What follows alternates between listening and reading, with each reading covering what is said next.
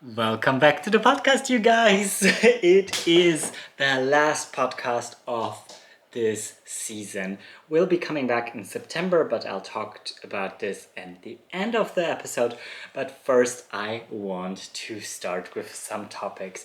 One part of the podcast will be kind of a reflection on what we have already been through, and the other will be more about visibility and why it's so important that we're still here, and just assessing a bit the situation in Europe as it is right now. I cannot really talk about anything else than Europe because I live in Europe. So, yeah, you'll just get the gist on what is happening in Europe. But first, let's reflect on half a year, or not even half a year, a bit less than that. I think I launched in March, and yeah, then we just went on with the podcast. So that means like a quarter of a year of podcasting, and it was really crazy to bring back the podcast. Actually, I never thought that it would resonate so much with people, and I never thought that it would gain so much traction as it did. And I am eternally grateful for all of you who are here and who joined me in on this adventure. So thank you so much for subscribing, for liking the videos. It really means a lot to me. And I think to have this visual component of the podcast as well helps really. I enjoy myself watching podcasts rather than listening to them, or having the option of both, because I can listen when I'm in my car, for example, but then if I'm just preparing something in the kitchen and I want to listen to a podcast, I can also watch the person, and it feels more like we're in one room. And for me also, it feels like when I'm talking to you like this, it feels really natural to me. And I think we've touched up on some very deep and also personal topics this season in the podcast, which was really important. And I think it was really important for me also to dig a bit deeper and to do a bit of research here and there, and to just explore the possibilities of the podcast. And that has been super nice for me and has been very rewarding. And so learning a bit more, giving you a bit more statistics, and just exchanging with you guys in the comments has been also really, really great. I think it all has evolved this season. We have talked more about mental health. We have talked about chosen family and queer visibility. And I think yet again, this is a topic that is highly sensible and still so up to date. And it's just crazy if you think about that it's 2025 and we're still talking about equality and equity, which does not only include the queer community, but all kinds of small communities around the world. It's all minorities. That was the word that I was searching for. So yeah, I think a lot of this has stayed with me, and I have gotten a few messages and even emails regarding the podcast, and people have been so kind and so touching and moving and so encouraging. So really, I want to thank you from the bottom of my heart, because you are the driver of all of this, and if you are liking this, then this makes my job much, much easier on this podcast. So thank you so much. But all of this brings me actually to the political state we're actually right in, and I just wanted to check in on that quickly, because I find that this is very problematic, especially in Pride Month. And I know it's the end of Pride Month, and I haven't said Happy Pride yet. So Happy Pride, you guys. I hope you joined a beautiful Pride parade. I hope you celebrated your Pride even more than just on in a month that is Pride Month, because I think every day and every month is Pride Month. We should not hide, we should be visible, we should just be out there and show people that we love and we live and that we exist and that we're valuable members of the society, and that's quite shocking to me that in Germany I had the news that obviously the government got re-elected now, and they formed a new government. We have a new chancellor that is very right-wing. He presents himself as a moderate, but for me he's a very right-wing person, and his party is also quite conservative and more and more leaning towards the right. And the president of the Bundestag, Julia Klöckner, so basically where all the state assembles in the Reichstag inside the building, she forbid the raising of the pride flag during Pride Month and during the Pride Parade in Berlin. And that created huge waves because she is supposed to be a person that is actually neutral, and I think she didn't understand her role yet, or I hope she will at one point in her career, because just taking a big step and a big decision like this after years of support from the government has been heartbreaking for the community in Germany. And I think it affects all of us. It affects not only one minority, but also all the other minorities. Because if you think about that, if there is a problem and rights get reduced for one minority, that's just the first step. What is with women's rights after that? What is with expat rights or rights for people who are refugees? What is with all these people? We just, we're the easiest target here, and then it just lines up after us. So I think these are very alarming signs across Europe, and it shows me that we need to be even more visible. And we've talked about this. We had friends over last weekend who live in Toulouse, and they also said that some of the stuff they've seen during the Pride Parade in Toulouse was quite alarming, that people were doing like push-ups and like clenching their fists and beating their fists into their palms, walking next to the Pride Parade. Very like cis hetero man behavior. It was apparently quite not so nice atmosphere there. I personally didn't go to any Pride Parade this year because usually we try to go to La Rochelle, because our friends or parts of our friends are also or have been in the organization team of that Pride. But unfortunately this year it just didn't plan out, with a lot of things going on at the very same time. So this is what is happening, and it is just crazy if you think that society is really moving backwards, and if you think that it's kind of shifting like back and front at the same time.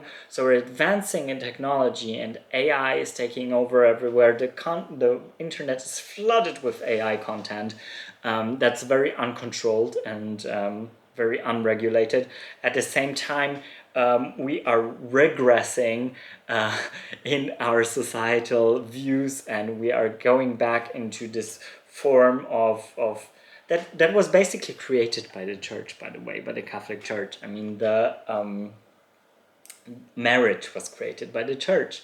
It's all a mean of controlling other people, if you boil it down. So it's I think a lot of times traditionalism hides behind a conserving traditions, but actually what it is fear of the new and fear of changing times. And I do understand that change can be fearsome, but we have to understand that the planet we're on is ever changing. Our ecosystem is ever changing. Our cells in our bodies are ever changing. The planets, the stars, everything is, nothing stays stagnant. Stagnation does basically not exist in the natural world. So it's always evolving, always changing, which doesn't mean it evolves. It evolves like the economy. It needs to go. It's an upwards trend. It can go everywhere, but there's constant movement. We are in constant movement. We're on a ball that turns. I mean, we're in constant movement. So I don't understand why people have so much problem with change and adapting to new situations, because it's what keeps us on our toes. It's what keeps us young and flexible and caring and loving and kind. So yeah, that's my 5 cents to this. I am very worried. So wherever you are, please be safe. And just gonna end it right here, because I don't want to discourage anyone. Also don't want to spread fear. I think we're here, we're queer, and we need to be seen, we need to be heard, and that's why I'm continuing doing this podcast. But I just need to take a summer break for myself. That's why I'm going to go on a 2-month summer break, which takes me to my next topic. What can you expect of the next season? So now in season 2, we kind of concentrated a lot on mental health and a lot of queer queer views, queer home, and what the chosen family is, and all these queer structures basically, which interested me. And now I would like to move on from that and reduce it to a smaller bit, which is the queer body, and the queer body in a heteronormative world, because I can see that this is affecting me more and more. And I can see that it is not really changing in advertisement, in the world around me, in the examples we set, in the people that are all around. We are basically wrapped by a heteronormative society, although there's so many of us. So I'm thinking that this would be a really interesting topic to explore from very different angles as well. I'd like to invite some people. I already have some people in mind to talk with as well. So it's going to be how we experience the world through our queer bodies, and what is the body itself, how do we perceive our bodies, what all comes with the body, so beauty standards, etc. How queer bodies hold grief, expression, softness, anger, and all of this I think interests me a lot, because I have this urge to discover the world through movement and through my body. That's where it comes from, because my background is in dance. So I think it is really interesting to see how the queer body is behaving and being represented in a heteronormative world. So yeah, and maybe you also have some questions already about that, or maybe you have some topics you'd like to explore, and then let me know in the comments down below, and I'll definitely put it into my research, because that's what I'm gonna research now for the next 2 months. So I'll come and be prepared and have a beautiful season 3 podcast for you, with lots of insight and with lots of new things to say. So yeah, we'll be wrapping up this podcast now. I will continue posting a few shorts here and there throughout the summer. So this means you will get, I think once a week. I set it up now that, or once every 2 weeks. I don't even know. You'll see. I think in a world that's spinning backwards, just remember you are not alone. And I'm with you. We are really, really many people. We are loud. No, that didn't come out. My voice is sometimes giving in.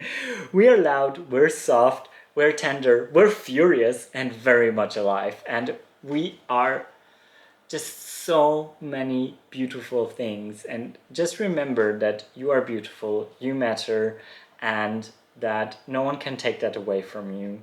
And really believe in yourself, because I do believe in you.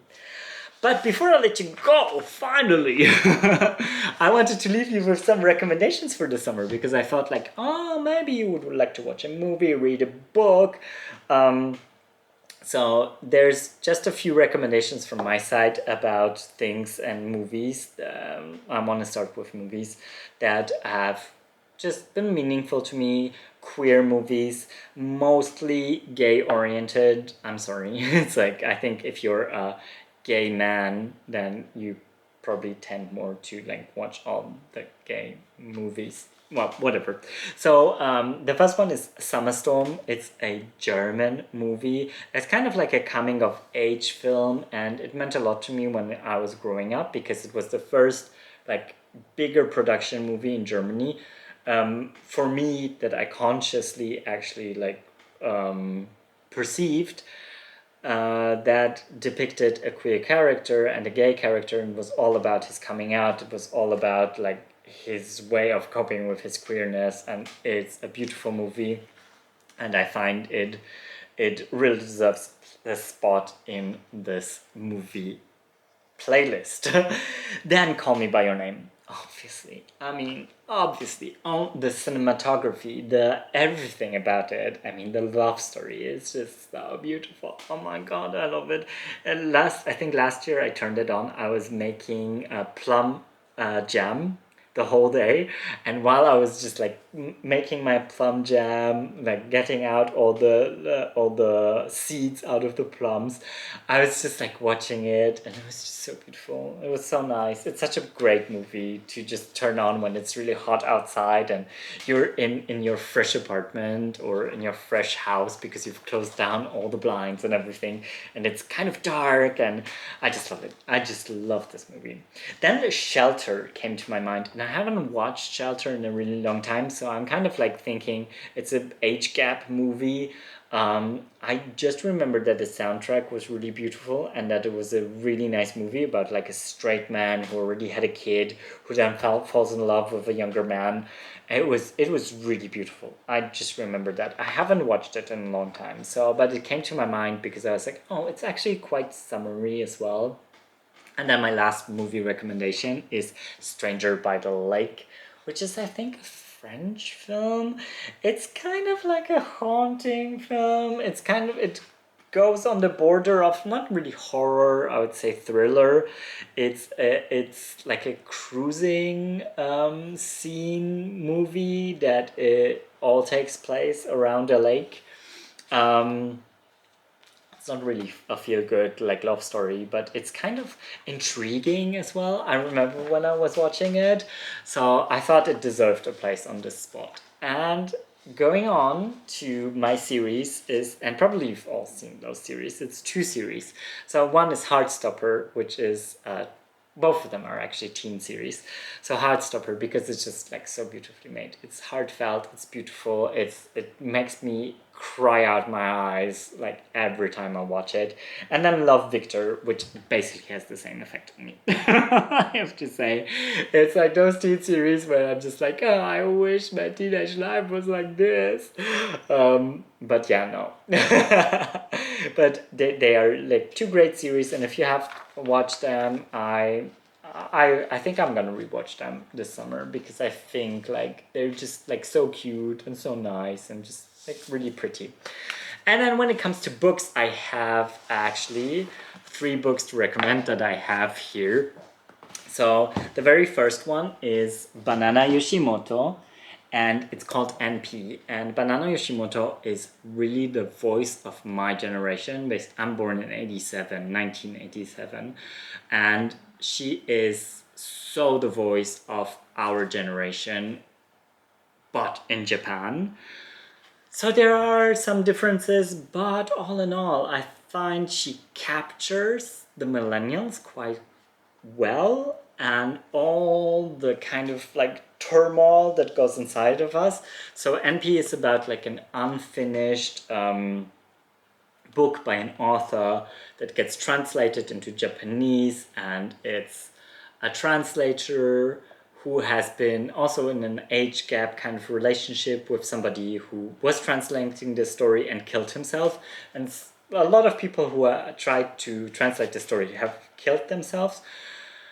It talks about incest. It sounds really like a lot, but it is a beautifully written. It is a beautiful book, and basically anything that you pick up by Banana Yoshimoto, I can only recommend. Then another book that is also, none of these books are queer, by the way, but another book that I can recommend is Abuelita, I Am Your Grandson by Julio Lucero. And this one I picked up in February, yes, when we were in Austin, in Texas.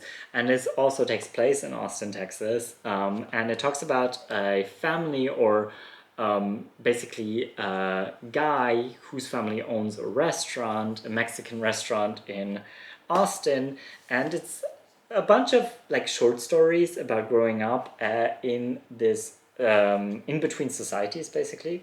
And I think it really resonated with me because that's how I grew up, sort of, in Germany, between societies, between kind of like cultures. So I found it was really, really cute. And then for your cooking desires, I have this one cookbook to recommend, which is Naturally Vegan by Julius Fiedler. And it's so amazing. It's packed with amazing recipes. I mean, I cooked already so many things out of it, and I can only recommend it. It's a book full of recipes that he collected throughout the world that are naturally vegan. So all these recipes exist in their local cuisines, and they just happen to be vegan. And it's just really amazing because I find most of them are quite simple recipes, but they're so aromatic. It's just amazing. So yeah, I am leaving you with all my recommendations for the summer, and I shall see you back in September for a new podcast season.